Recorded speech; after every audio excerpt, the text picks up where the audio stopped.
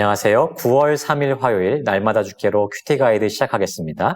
오늘 본문은 사도행전 27장 1절부터 12절까지의 말씀입니다. 여러분 여행 좋아하시죠?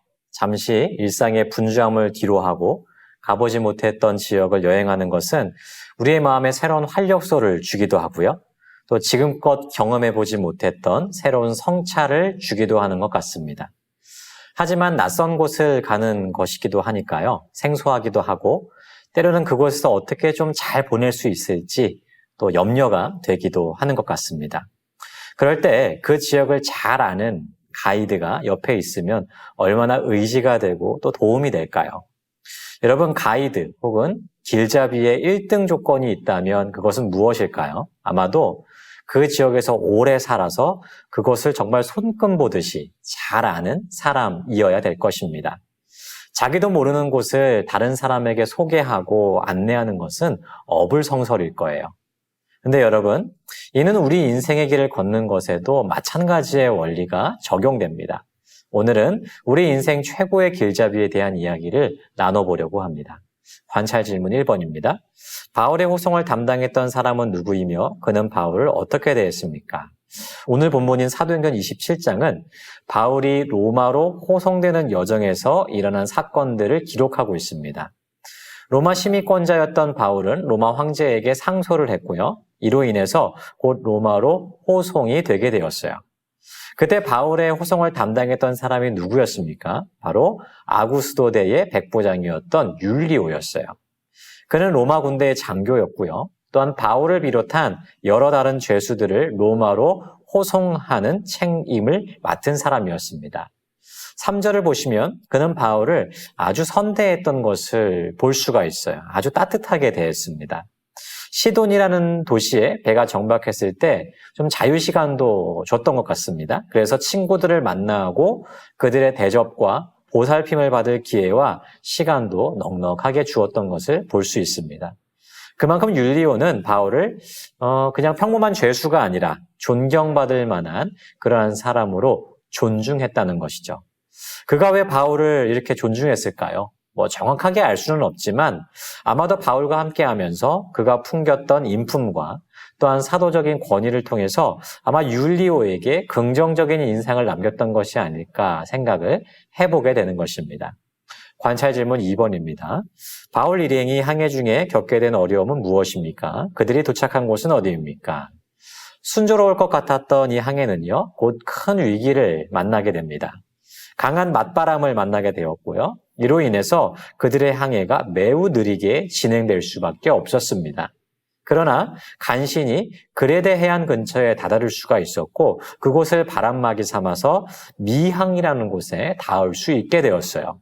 그러나 이 미항은 겨울철에 머물기에는 좀 적합하지 않은 땅이었던 것 같습니다.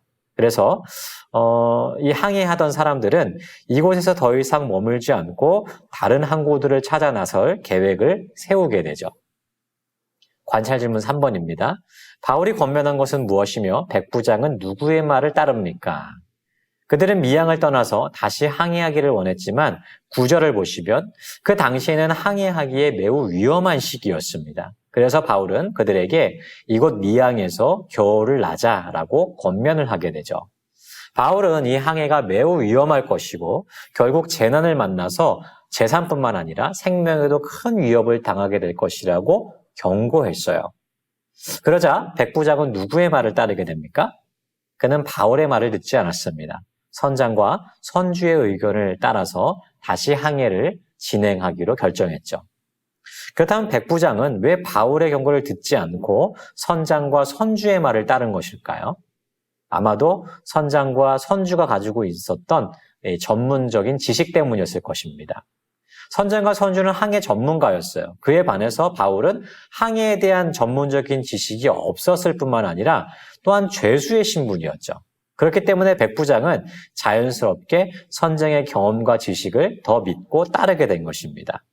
하지만 우리가 이 다음 말씀을 보면 알게 되겠지만 결국 바울의 경고가 옳았어요. 다시 미항에서부터 항해에 나선 그들은 곧 큰 풍랑을 만나게 되죠. 여러분, 바울의 경고는 단순히 그의 지식과 경험에서 나온 것이 아니었습니다. 이는 곧 하나님의 경고였고요. 하나님께서 막으신 여행이었어요. 하지만 그들은 바울로부터 나온 이 하나님의 경고를 무시했고 오히려 자신들의 경험과 지식을 더욱더 믿고 신뢰했다는 것입니다. 그리고 그 결과는 큰 풍랑과 파선이었죠. 이는 곧 우리가 누구의 말을 더 믿고 따라야 하는지 그 교훈을 분명하게 보여주고 있는 것이에요. 사랑하는 여러분, 우리들 일상에서 중요한 결정을 내려야 될 순간들을 자주 맞이하게 됩니다. 그럴 때마다 우리는 누구의 뜻에 귀를 기울입니까? 종종 우리는 나의 지식과 경험 혹은 다른 사람의 의견을 따르기를 더 좋아해요. 마치 바울이 경고했음에도 불구하고 선장과 선주의 말을 따른 백부장처럼 우리도 눈에 보이는 조건과 환경에 더 잘 반응하는 때가 있다는 것입니다.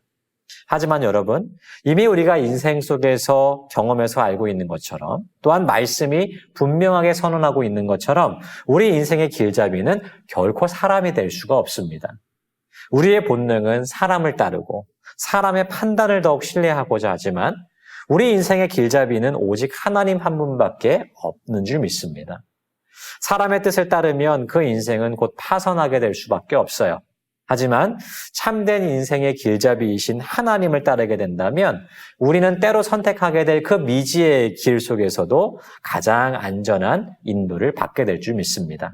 이 사실을 믿고 확신함으로 말미암아서 우리 인생을 지도하시는 하나님의 뜻을 따르는 우리 모두가 되기를 주님의 이름으로 축복합니다.